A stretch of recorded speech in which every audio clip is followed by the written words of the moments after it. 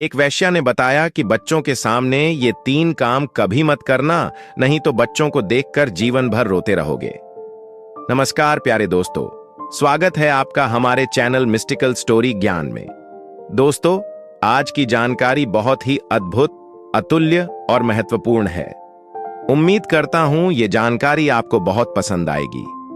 दोस्तों, अगर आप चैनल पर नए हैं तो चैनल को सब्सक्राइब कर दें और वीडियो को लाइक करके बेल आइकन पर क्लिक कर दें ताकि आपको हमारे आने वाले हर वीडियो का नोटिफिकेशन मिल सके।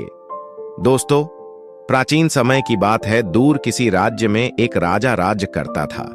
उसका विवाह एक बड़ी ही सुंदर राजकुमारी से हुआ था और राजा और रानी अपने जीवन को बड़े हंसी खुशी के साथ जी रहे थे। कुछ समय गुजर जाने के बाद में राजा की पत्नी को एक पुत्र की प्राप्ति हुई। पुत्र की खुशी तो सभी को होती है। राजा और रानी भी पुत्र के होने पर बड़े खुश हुए। दोस्तों, कहते हैं मनुष्य के जीवन में खुशी के 3 दिन आते हैं। नंबर 1, जब उसका विवाह होता है।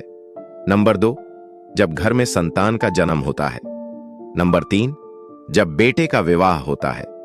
पुत्र के होने से राजा को बहुत बड़ी खुशी मिली थी, लेकिन पुत्र प्राप्ति के बाद भी राजा और रानी के मन को शांति नहीं मिल रही थी। अब तो राजा को लगने लगा था कि कोई ना कोई चीज ऐसी है जिसे मैं आज भी प्राप्त नहीं कर पाया हूं। पर दोस्तों, आपको संसार की किसी भी वस्तु से सुख तो मिल सकता है, पर शांति नहीं। मनुष्य अपने लिए जितने सुख के साधन बनाता है, उतना ही अशांत होता चला जाता है। दोस्तों, शांति संसारिक वस्तुओं में है ही नहीं। जैसे घी पड़ने पर आग भड़क उठती है, उसी तरह धन पाकर, भोग पाकर मनुष्य के अंदर तर्षणा बढ़ जाती है। दोस्तों, एक दिन की बात, उसी नगर में भिक्षा के लिए एक सिद्ध महात्मा आए। वो सन्यासी महात्मा जो थे, वो बड़े ही शांत स्वभाव के थे। उनके चेहरे पर अलग ही तेज झलक रहा था। उनके जीवन में ना कोई चिंता थी, ना कोई भय। और सत्य बात है दोस्तों, चिंता और भय तो उन्हें सताता है जिनको संसार की मोह माया और सांसारिक वस्तुओं में रुचि होती है। जो लोग लोभ, लालच और मोहों की दुनिया से अलग होते हैं, उन्हें किसी चीज को खोने की चिंता नहीं होती और न किसी चीज को पाने का हर्ष। राजा ने जब ऐसे शांत महात्मा को देखा तो सोचने लगा, वास्तविक शांति तो इन्हीं साधु जी के पास है। राजा फौरन महात्मा जी के पास गया और हाथ जोड़कर बोला, हे महात्मन, हम देख रहे हैं कि आप बड़े ही शांत स्वभाव के हैं। आपके जीवन में इतनी शांति कैसे है? सच्चा सुख तो आपके ही पास है। यह सुख और शांति आपने कैसे प्राप्त की? तब सन्यासी ने उस राजा को त्याग, संयम और धैर्य के बारे में बताया और कहा कि हे राजन, जो लोग भोगों की आसक्तियों से दूर हैं, विनिर्म हैं और निश्चिंत हैं, हम भोजन करते हैं सिर्फ शरीर को जीवित रखने के लिए, ताकि साधना कर सकें, तप कर सकें, भजन कर सकें, शांति पा सकें। यदि आप शांति चाहते हैं तो इस दुनिया से बाहर निकलिए। तब राजा ने जवाब दिया, महाराज, मैं तो अपने जीवन में बहुत उल्टा फंस चुका हूं। मैं आपकी इन बातों को अपने जीवन में उतार नहीं सकता, लेकिन मेरा बेटा अभी छोटा है, अभी मात्र 4 बरस का है। मैं चाहता हूं कि आप उसे अपने साथ रख लें। जो चीज मैं प्राप्त नहीं कर सका, शायद वो प्राप्त कर ले। मैं चाहता हूं कि आपके साथ रहकर मेरा पुत्र अच्छा संस्कारी और विद्वान बने।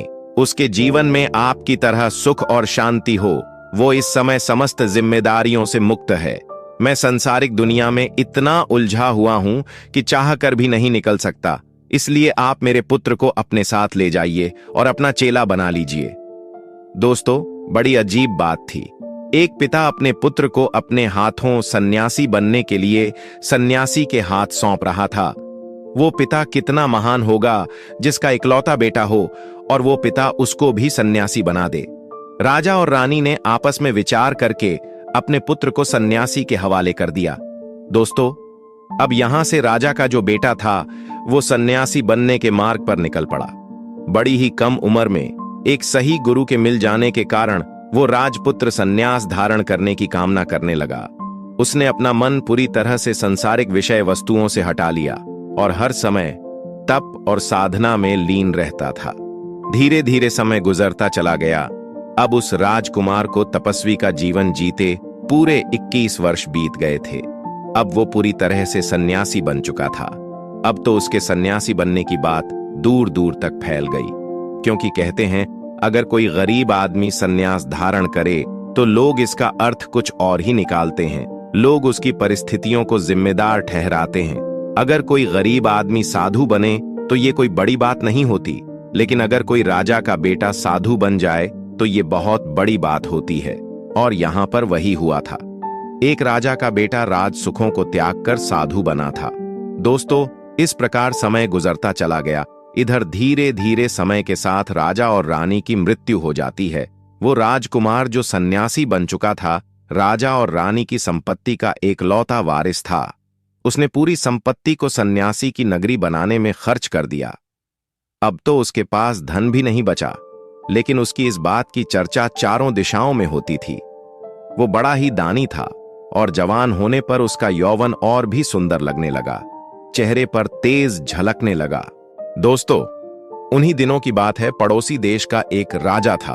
उसका विवाह हुए कई वर्ष बीत गए थे, पर उसके घर में अभी तक कोई संतान नहीं हुई थी। वो राजा इसी बात को सोचकर बड़ा दुखी रहता था। राजा इसी चिंता में हर समय डूबा रहता था कि उसके मरने के बाद उसके राज को कौन संभालेगा। उसने कई उपाय करके भी देख लिए। दुनिया भर के वैद्य हकीमों से अपना इलाज कराया, यज्ञदान भंडारे भी किए, गरीब असहाय लोगों की सहायता भी की, परंतु फिर भी घर में संतान नहीं हुई। किसी की दुआ ने काम नहीं किया। अब कुछ दिनों के बाद उस राजकुमार से सन्यासी बने हुए सन्यासी की चर्चा धीरे धीरे राजा के कानों तक पहुंची। राजा ने सोचा, मैंने सब कुछ करके देख लिया, क्यों ना एक बार उस सन्यासी से भी मिलकर देख लिया जाए। यही सोचकर राजा उस सन्यासी से मिलने उसके आश्रम पर पहुंच गया। राजा को अपने पास में आया देख सन्यासी ने उनका बड़ा ही स्वागत सत्कार किया और पूछा, हे राजन, आपने हमारे आश्रम पर आने का कष्ट कैसे किया? मैं आपकी क्या सेवा कर सकता हूं? तब राजा ने जवाब दिया, हे सन्यासी, मैंने न जाने कितने जतन कर लिए, लेकिन किसी भी प्रकार से मेरे घर में संतान की प्राप्ति नहीं हो रही है। मैं चाहता हूं कि आप मेरे लिए कोई ऐसा उपाय बताएं जिससे मैं पुत्रवान हो जाऊं, मेरे घर में भी संतान हो जाए। दोस्तों, सन्यासी को अन्य सन्यासी के साथ रहकर बहुत उच्च शिक्षा मिली थी। वो सन्यासी पूरी तरह से ज्योतिष विद्या में पारंगत था। उसने अपनी पत्रा निकाली और ज्योतिष की गणना करके देखा तो पता चला कि राजा के भाग्य में संतान सुख है। तब सन्यासी ने कहा, महाराज, आप किसी भी प्रकार की कोई चिंता मत कीजिए। आज से लेकर ठीक 1 वर्ष बाद आपको भी पुत्र की प्राप्ति हो जाएगी। दोस्तों, यह कोई चमत्कार नहीं था, यह ज्योतिष की गणना थी। पुत्र योग उसके भाग्य में था, लेकिन उस राजा को लगने लगा था यह उस सन्यासी का आशीर्वाद है। सन्यासी ने जब कहा कि तुम्हारे 1 वर्ष में पुत्र हो जाएगा, तो सन्यासी की बात पर विश्वास करके राजा खुश होता हुआ अपने नगर को लौट गया और अपने राजकाज में व्यस्त हो गया। इधर जैसा सन्यासी ने बताया था, ठीक 1 वर्ष के बाद राजा के घर में पुत्र का जन्म हुआ। राजा को बहुत खुशी हुई। वो बार बार उस सन्यासी की प्रशंसा किए जा रहा था। उसे ऐसा लग रहा था कि ये सब उस सन्यासी के आशीर्वाद से हुआ है। दोस्तों, राजा अत्यंत प्रसन्न होता हुआ उस सन्यासी के पास गया और उसे धन, वैभव, सुख, संपत्ति मांगने के लिए कहा। उसने कहा है, महाराज, आपके आशीर्वाद से हमारे घर में पुत्र सुख आया है। आप जो हमसे मांगना चाहें वो मांग लें। आज हम बड़े ही प्रसन्न हैं। दोस्तों, सन्यासी तो वैसे भी राजपाट सब कुछ त्याग कर सन्यासी हुआ था। उसे भला किस चीज का लाभ था? उसने राजा का यह प्रस्ताव बड़ी सहजता के साथ ठुकरा दिया और बोला, महाराज, मैं जहां भी हूं, जिस स्थिति में हूं, उसी में रहकर परम सुख का अनुभव कर रहा हूं। मुझे कुछ नहीं चाहिए। दोस्तों, यह खबर चारों तरफ आग की तरह फैल गई कि उस सन्यासी ने राजा के सारे सुखों को ठुकरा दिया है। वो सन्यासी वास्तव में बड़ा पहुंचा हुआ है। इस बात से उस सन्यासी को बड़ी प्रसिद्धि मिली। लोग महात्मा जी के पास उनके दर्शनों के लिए आने जाने लगे। इस बात की चर्चा उस नगर की एक प्रसिद्ध वैश्या ने सुनी। वो वैश्या उस नगर की सबसे प्रसिद्ध वैश्या थी। उसे अपने रूप और यौवन पर बड़ा गुमान था। वो सोचती थी कि मैं अपने यौवन से किसी भी पुरुष को वश में कर सकती हूं। वो अपनी कला से बड़े बड़े तपस्वी जोगियों को भ्रमित कर देती थी। उसे ऐसा लगता था जैसे इंद्र की अप्सराएं भी उसके सामने कुछ नहीं है। जब उस वैश्या ने उस सन्यासी की चर्चा सुनी तो उसे बड़ा आश्चर्य हुआ। मन में सोचने लगी, आखिर ऐसा कौन सा महात्मा है जिसने राजा के सभी सुखों को ठुकरा दिया। वैश्या ने भी उस सन्यासी से मिलने का निश्चय किया, जिस तरह उसे नगर का राजा स्वयं चलकर उस सन्यासी के पास गया था, उसी तरह वो वैश्या भी उस सन्यासी को डिगाने के लिए उसके पास गई।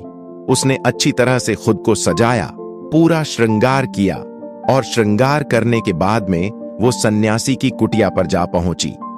वो इच्छा तो ये लेकर गई थी कि मैं उस साधु को अपने रूप और यौवन से मोहित कर लूंगी। वो वैश्या जब उस साधु के आश्रम पर पहुंची तो उसने एक नौजवान 25 वर्ष के सन्यासी को देखा तो वो उसके रूप पर देखते ही मोहित हो गई। उसने इतना सुंदर, इतना तेजवान, इतना रूपवान युवक आज तक नहीं देखा था। दोस्तों, इस बात में कोई संदेह नहीं कि ब्रह्मचर्य अगर ठीक से धारण किया जाए तो मनुष्य अत्यंत सुंदर लगने लगता है। कहते हैं, अगर संन्यास धारण करने के बाद भी आपके अंदर सुंदरता नजर नहीं आई, समाज के लोगों को आपके अंदर सुंदरता नहीं दिखी, तो इसका मतलब है आपके सन्यासी बनने में कहीं ना कहीं कमी जरूर है। सन्यास जो होता है वो आपको अंदर से मज करता है और उसका तेज, उसकी सुंदरता उसके सर्वेश से फूट फूट कर बाहर निकालता है, जिसे हम लोग कहते हैं कि उसके चेहरे पर तो बड़ा तेज झलक रहा था। दोस्तों, अब तो उस वैश्या ने उस तपस्वी साधु के सुंदर गठीले बदन को देखा, उसके तेजवान रूप को देखा, तो वो सब कुछ भूलकर उस सन्यासी पर मोहित हो गई। कहते हैं, जिसके रूप और यौवन पर हजारों मोहित रहते थे, वो खुद आज तपस्वी के रूप पर भिखारी बन गई। अब तो वो सन्यासी के पास कुटिया में पहुंची। जाते जाते उसने सन्यासी को प्रणाम किया और हाथ जोड़कर बोली, महाराज, मैं आपकी रूप की दीवानी हो गई हूं। मैं आपसे प्रेम करना चाहती हूं। मैंने सुना है आप हर किसी को कुछ ना कुछ देते हैं। जोगियों के पास तो जो कुछ होता है वह सांसारिक लोगों को दे देते हैं। उनका प्रत्येक कर्म लोक कल्याण के लिए होता है। आज मैं भी आपसे प्रेम की भिक्षा मांगती हूं। मैं आपके साथ रतिक्रिया करना चाहती हूं। दोस्तों, वैश्या की बात सुनकर सन्यासी मुस्कुराकर बोले, हे देवी, तुम्हारे पास अनंत सुखों का खजाना खुला पड़ा है और फिर भी तुम एक पत्थर का टुकड़ा उठाना चाहती हो। जो सुख तुम मांग रही हो वो तो चारिक है, नरक का द्वार है। तुम्हारे सामने अध्यात्म की विशाल पूंजी पड़ी है और ये सब छोड़कर तुम सिर्फ शरीर की भूख में लगी हुई हो। तुम्हें नहीं पता है तुम्हारा शरीर आज है, कल नहीं रहेगा, लेकिन ये ब्रह्मांड सदा यूं ही रहेगा। तुम्हारे शरीर की आयु ज्यादा से ज्यादा 50-60 बरस होगी और तुम्हारे शरीर की आयु इस ब्रह्मांड की तुलना में शून्य है। असीमित सुख को त्याग कर तुम कहां इस छोटी सी आयु वाले शरीर की भूख प्यास मिटाने में लगी हो। तुम सब कुछ छोड़ छाड़ कर इसी देह में उलझ कर रह गई हो। क्या तुम अपने शरीर से मुक्त होना नहीं चाहती? क्या तुम यही चाहती हो कि तुम्हें सिर्फ तुम्हारे शरीर का ही सुख मिलता रहे?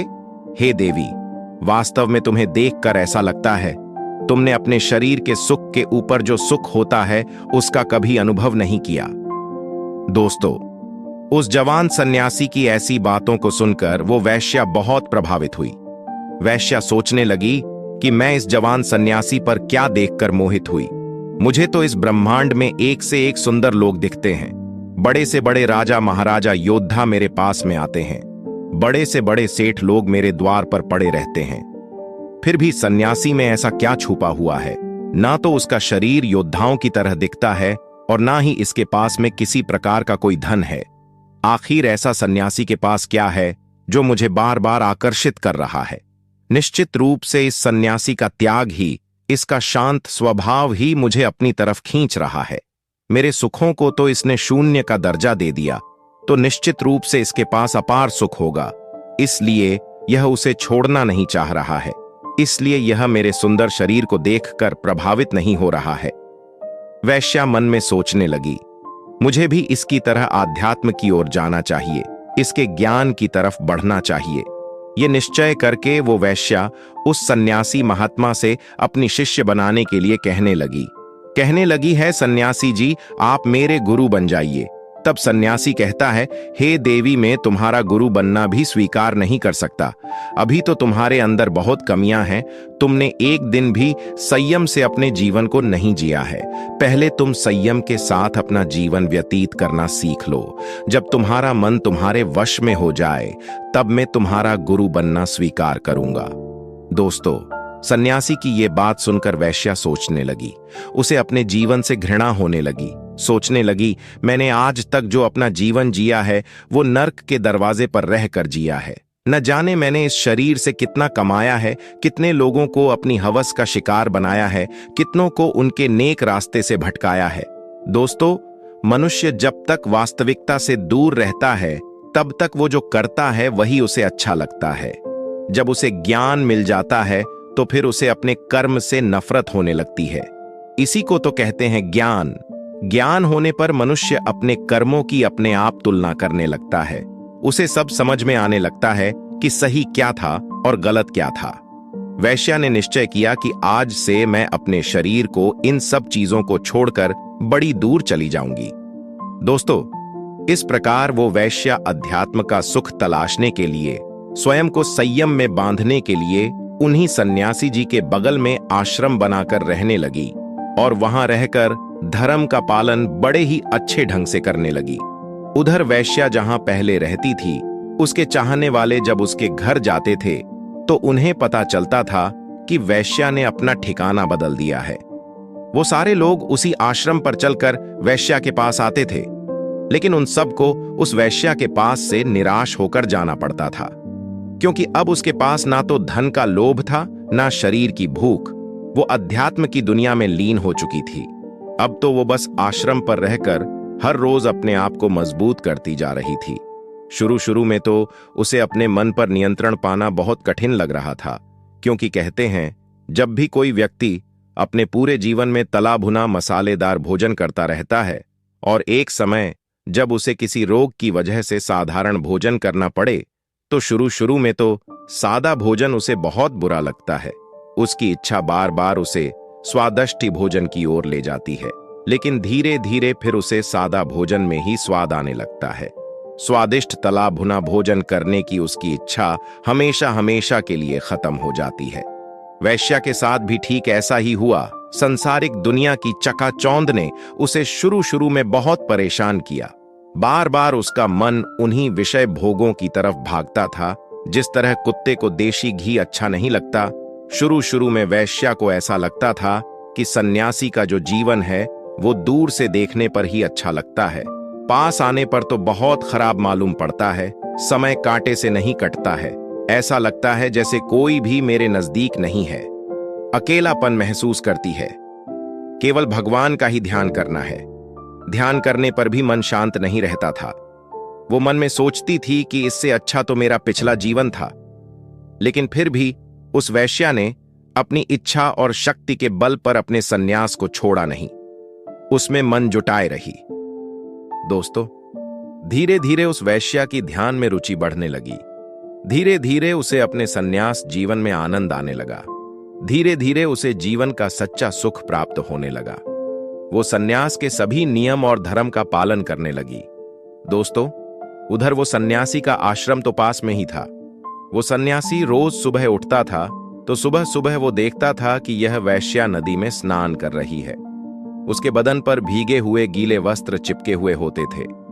उसके शरीर पर उस सन्यासी की रोज दृष्टि पड़ती थी।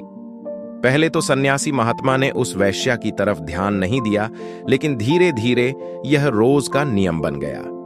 वैश्या के शरीर का आकर्षण सन्यासी पर हावी होता जा रहा था। अब तो यह रोज का काम बन गया था।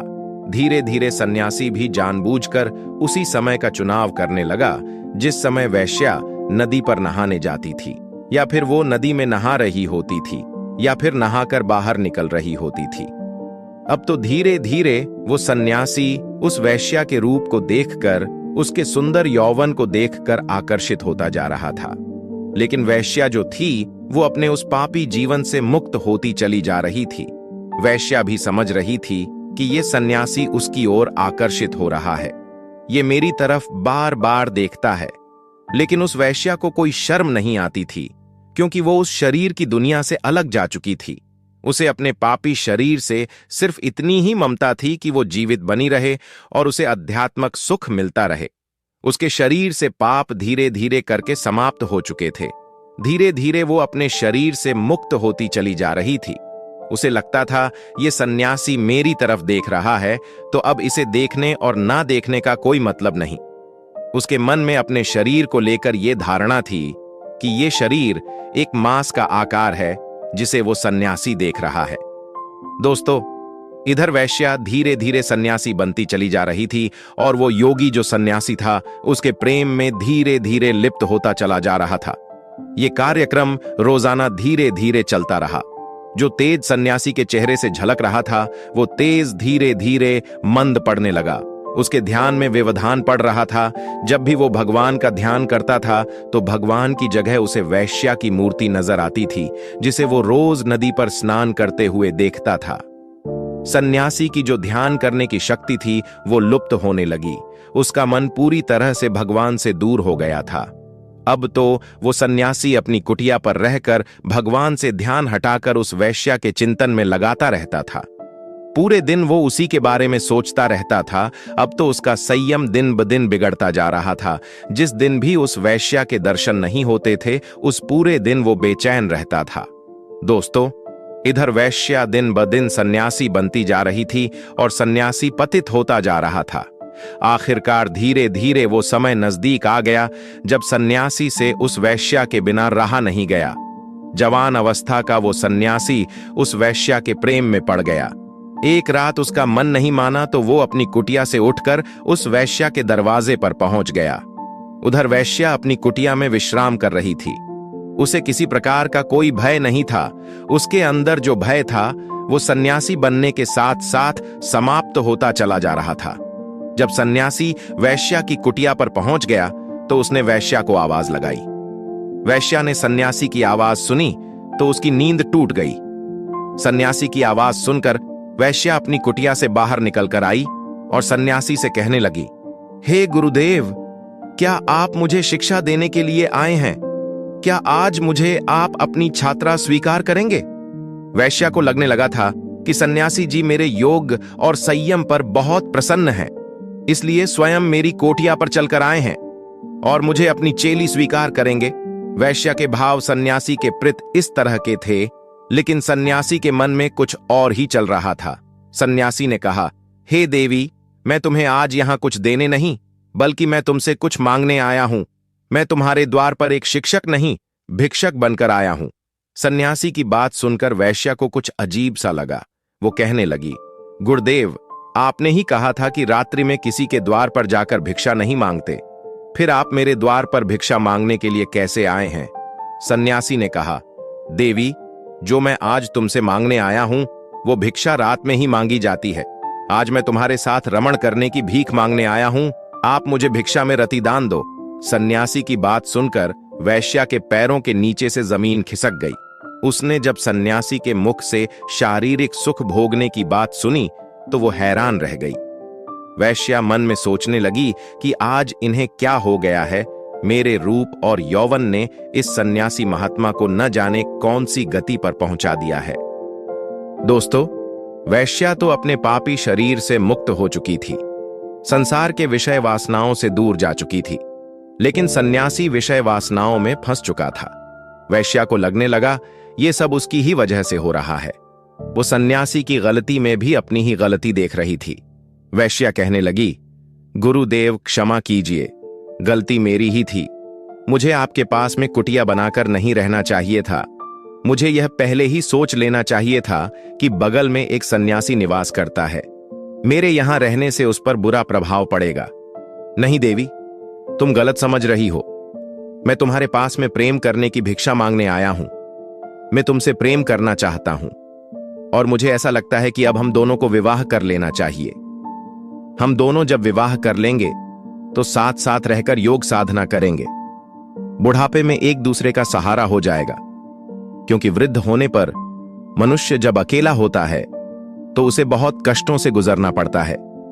हमें शरीर को जल्दी खत्म नहीं करना है, बल्कि इसमें रहकर अध्यात्म की दुनिया से जुड़ा रहना है। गृहस्थ बनकर भी तो मनुष्य जप तप पूजा पाठ योग साधना सब कुछ करता ही है। शास्त्रों में गृहस्थ आश्रम सबसे बड़ा आश्रम होता है। कहते हैं बेला के 9-10 फूल, चमेली की एक खुड़ी, साई की सारी रैन, यार की एक घड़ी। जिस तरह बेला के 9-10 फूलों के बराबर चमेली की एक कली होती है, उसी तरह साधु एक रात भजन करे और गृहस्थ एक घड़ी भजन कर ले तो बराबर होता है। वैश्या कहने लगी, गुरुदेव, यह आप क्या कह रहे हैं? हम सन्यासियों के लिए भोग करना और संतान का उत्पन्न करना बिल्कुल ही मना है। हम ऐसा नहीं कर सकते। इस पर जवान सन्यासी ने जवाब दिया, हे देवी, मैं तुम्हें ऐसे कई ऋषियों के बारे में बता सकता हूं जो सन्यास आश्रम में रहने के बाद भी गृहस्थ बनकर रहे। उनका विवाह हुआ, उनकी पत्नी हुई, उनके बच्चे हुए। फिर हम क्यों नहीं कर सकते? तब वैश्या ने कहा, गुरुदेव, याद करो, जब मैं आपके पास आई थी तब आपने मुझे क्या उपदेश दिया था, और आज आप खुद उससे भटक रहे हो। मैंने आपको अपना गुरु माना है, और यदि मेरी वजह से आपका पतन हो गया तो मैं अपने आप को कभी क्षमा नहीं कर पाऊंगी। दोस्तों, वैश्या के समझाने पर सन्यासी पर कोई असर नहीं पड़ा। वो आज शास्त्रार्थ करने नहीं, वैश्या के प्रेम की भिक्षा मांगने आया था। लेकिन वैश्या उस दुनिया से, उस पाप रूपी दलदल से बाहर निकल चुकी थी। साधु को अत्यंत अपने में आसक्त देखकर वैश्या कहने लगी, महाराज, मुझसे आज बहुत बड़ी भूल हो चुकी है। मुझे आपके पास में कुटिया बना करके नहीं रहना चाहिए था। मैंने बहुत बड़ा अपराध किया है। अब मैं यहां से हमेशा हमेशा के लिए बहुत दूर चली जाऊंगी, और मैं आपसे बार बार निवेदन करती हूं कि आप भी इस जगह को त्याग कर इतनी दूर चले जाओ जहां पर आपको इन बातों की कभी याद ना आए। आप कृपया करके अपने उसी ध्यान में वापस लौट जाइए। आपके उपदेश ने तो मुझे मेरे पापी शरीर से मुक्ति दिला दी, लेकिन उसी पापी शरीर की आसक्ति में आप फंस गए। मुझे इतना जोर डालकर मुझे इस दुनिया में लौटने के लिए मजबूर मत करो। वैश्या समझ गई थी कि यदि मैं यहां रही तो मैं अपने गुरु को नर्क में जरूर ढकेल दूंगी। यही सोचकर वैश्या उस सन्यासी को उसी आश्रम पर छोड़कर उसी रात वहां से दूसरी जगह चली जाती है। वैश्या के जाने के बाद सन्यासी का मन अपने स्थान पर लौट आता है। सन्यासी सोचने लगा, धन्य है वो वैश्या जिसने थोड़े समय में ही अपने शरीर के सुखों को त्याग दिया, और वो बचपन से लेकर अब तक सन्यास की दीक्षा ग्रहण करके भी अपनी एकाग्रता को नहीं रोक पाया। अब तो सन्यासी ने अपने मन में निश्चय कर लिया, इस जगह को त्यागने के बाद वो कहीं दूर जाकर अपनी योग साधना करेगा। दोस्तों, इसीलिए तो कहते हैं, रमता जोगी बहता पानी जोगी। यदि अपना ठिकाना बदलता रहे तो वो शुद्ध रहता है। पानी यदि बहता रहे तो वो पवित्र रहता है। ये दोनों जब एक जगह ठहर जाते हैं तो कीचड़ सी ओत-प्रोत हो जाती है। दूसरों को अपने ज्ञान से शुद्ध करने वाला खुद अशुद्ध भी हो सकता है यदि उसने थोड़ी भी ढील दी तो। दोस्तों, ये कहानी सुनाने का उपदेश ये है कि हम जो चीज देखते हैं वही विचार हमारे मन में आते हैं, और जो विचार हमारे मन में आते हैं वही हम करने का प्रयास करते हैं। इसलिए आपसे निवेदन है कि अपने बच्चों के सामने ऐसी चीजों का प्रदर्शन कभी ना करें जो उन्हें अपनी ओर खींच लें। उनके सामने सदैव अच्छी चीजों को रखें, अच्छे कामों को करें। अंचली चीजें अगर वो देखेंगे तो धीरे धीरे उनमें लिप्त होते चले जाएंगे। आजकल के माँ बाप अपने बच्चों पर इन्हीं बातों को लेकर ध्यान नहीं देते हैं। माँ बाप सोचते हैं कि वो देख ही तो रहा है, कर थोड़ी ना रहा है। वो सुन ही तो रहा है, कर थोड़ी ना रहा है। वो सूंघ ही तो रहा है, खा थोड़ी ना रहा है। ये उनकी सबसे बड़ी भूल होती है। जिस तरह देखने से उस सन्यासी की 25 वर्षों की साधना धरी की धरी रह गई, उसी तरह हम लोग भी, हमारे बच्चे भी देखने से, सुनने से, सूंघने से उनमें लिप्त होते चले जाते हैं। बच्चों को शुरू से वो चीज दिखाओ जिस दिशा में उन्हें आप ले जाना चाहते हो, जिस रूप में आप उन्हें बनते हुए देखना चाहते हो, तभी वो अपने लक्ष्य को पकड़ पाएंगे। आपके बच्चों का भविष्य आपके हाथ में है। आप जो परोसोगे वही उनका व्यक्तित्व बन जाएगा।